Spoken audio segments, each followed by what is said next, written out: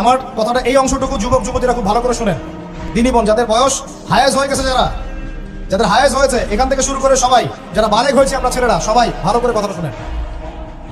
বাংলাদেশে পিছন থেকে একটা নতুন সমস্যা রাইজ করতেছে। সমস্যাটা হচ্ছে, এমনিতেই আমাদের ছেলে মেয়েদের মধ্যে হারাম সম্পর্ক ছিল। এর স্কুলে, কলেজে, বিশ্ববিদ্যালয়ে যাচ্ছে, ফ্রি মিক্সিংয়ে পড়াশোনা করছে, বাসায় পর্ন দেখছে, ওখানে গিয়ে মেয়ের সাথে হারাম সম্পর্ক হচ্ছে, তারপরে প্রেমের সম্পর্কের নামে জেনা হয়ে যাচ্ছে, জেনা হওয়ার পরে ছেঁকা খেয়ে মাদক, তারপরে গান বাজনা, বাদ্যযন্ত্র ইত্যাদি ইত্যাদি, জীবনটা শেষ। এদিকে ওই ব্যভিচারী মেয়েরা কারো কারো ঘরে যাচ্ছে, যারা আমাকে বলতে দেন, ব্যভিচারী মেয়েরা কারো কারো ঘরে যাচ্ছে, ওদেরকে নিয়ে আপনারা আবার সংসার করতেছে। এই হচ্ছে না সিচুয়েশন? একজনের 5টা গার্লফ্রেন্ড, একজনের 4টা গার্লফ্রেন্ড, আরেকজনের 3টা বয়ফ্রেন্ড, 4টা বয়ফ্রেন্ড, এই ধাপগুলো পার হয়ে হয়ে এরা সংসারের জীবনে আসতেছে যখন বয়স হয়ে যাচ্ছে 25-30। সমস্যা কিন্তু এটা ম্যাক্সিমাম সবার ক্ষেত্রে হচ্ছে বলবো না, অনেক একটা বড় অংশ এই সমস্যা ফেস করতেছে। এর মধ্যে এই ফ্রি মিক্সিং এর মধ্যে শুরু হয়েছে নতুন একটা জিনিস, যে ভালোবাসার আবার লিঙ্গ কি, ভালোবাসার আবার এখানেই শুরু হয়েছে ছেলে ছেলে জেনা করা, মেয়ে মেয়ে জেনা করা, ছেলে ছেলে জেনা করা, আর কি বললাম বলেন, মেয়ে মেয়ে জেনা করা। নাউজুবিল্লাহ। এটা কমে লুত, এর শাস্তি আসবে যদি আমরা তওবা করে ফিরে না আসি।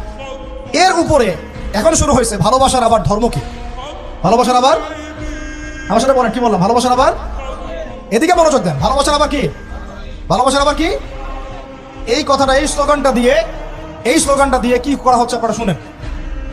অমুসলিম ছেলে মুসলিম মেয়ের সাথে প্রেম করতেছে, অমুসলিম ছেলে মুসলিম মেয়ের সাথে প্রেম করতেছে, বলতেছে ভালোবাসার আবার ধর্ম কি, তুমি আমি একে অপরকে মহব্বত করি, ভালোবাসি, এর মধ্যে ধর্ম আসবে কেন? বলছে তুমি আমার ধর্মে দীক্ষিত হয়ে যাও, অথবা আমি তোমার ধর্ম কবুল করে মুসলমান হয়ে যাব। এই মিথ্যা কথাগুলো প্রলোভন দিয়ে এখানে ওখানে পার্কে নিয়ে গিয়ে, চটপটে ফুচকা খাওয়ায়, কফি শপে নিয়ে গিয়ে, এভাবে আস্তে আস্তে আস্তে আস্তে মেয়েদেরকে লাইনে নিয়ে আসতেছে। আনার পরে শোনেন, কথা আগে শুনেন, বুঝেন। আপনি ঠিক বললেও ঠিক, এটা না বললেও ঠিক, চলতেছে এটাই সমাজ। এখন কথা হচ্ছে, আমরা যদি আমাদের বোনদের ইজ্জতকে বাঁচাইতে চাই, এই বিষয়টা সম্পর্কে সচেতন থাকতে হবে।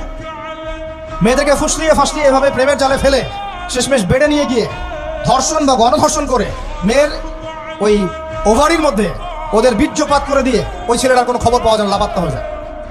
কোনো কোনো ক্ষেত্রে টাকার বিনিময়ে মেয়েদেরকে পাচার করারও অভিযোগ পাওয়া গেছে। এবং এই কাজটার নাম তারা সংঘবদ্ধভাবে দিয়েছে, এর নাম নাকি লাভ জিহাদ। নাউজুবিল্লাহ।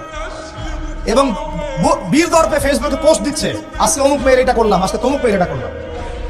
ভিতর থেকে একটা চক্র কাজ করতেছে, এবং এই চক্রের কেউই মুসলিম না, এই চক্রের কেউই কিন্তু মুসলিম না। বাইরে আবার পরিচয় দিতে পারে যে আমি মুসলিম, আমার নাম অমুক, নাম পরিবর্তন করে মুসলিম মেয়েদেরকে ফুসলিয়ে ফাসলিয়ে এই জেনার ফাঁদে ফেলে ওর পিছনে কিছু টাকা খরচ করে, কিছু সময় দিয়ে ওকে প্রয়োজনে ঘুমের ওষুধ খাওয়ায়, প্রয়োজনে আবার জাদু টোনা করে, বান মারে, ওকে তাবিজ কবজ করে বিছনায় নিয়ে এসে ধর্ষণ বা গণধর্ষণ করে, ওই ভিডিওগুলো দিয়ে পরে ওকে ব্ল্যাকমেইল করে, পরে ওর কাছ থেকে টাকা খাওয়া শুরু করে, কোনো কোনো ক্ষেত্রে মেয়েদেরকে পাচারও করে দিচ্ছে। আমাদের মেয়েদেরকে বলতেছে কোনো অবস্থাতেই কোনো মুসলমান ছেলের সাথে কোনো অবৈধ সম্পর্কে যাবেন না। আর অমুসলিম হলে তো কোনো কথাই নাই। অমুসলিমের সাথে আপনার কিসের প্রেমের সম্পর্ক? একটা চট দিয়ে দাঁত ফেলে দাও দরকার নেই।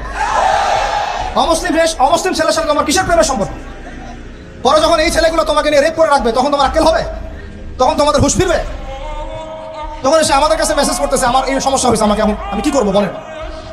আমাদের ওয়াইফদের কাছে মেসেজ করে, এরকম এরকম হয়েছে আমার সাথে, আমরা কি করবো বলেন? তো তোমাকে কে যাইতে বলছো ঈশ্বরের কাছে? তুমি তোমার ইজ্জত ওখানে, তুমি তোমার পায়জামা কিভাবে খুললা সেখানে? আর কিভাবে বলবো বলেন?